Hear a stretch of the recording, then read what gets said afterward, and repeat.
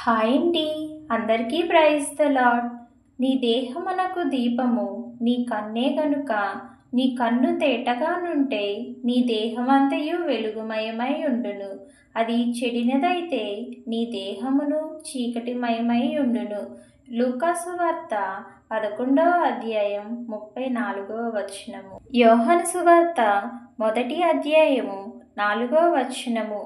ఆయనలో జీవముండెను, ఆ జీవము మనుష్యులకు వెలుగై ఉండెను. ఈ వాక్యం ప్రకారము జీవమైన వాక్యం అనే వెలుగుతో నింపబడి మన దేహమంతయు వెలుగుమయమై ఉండులాగున, ఈ వాక్యానుసారంగా జీవించులాగున ఈ వాక్యం మన హృదయాలలో ఫలించునుగాక. ఆమేన్.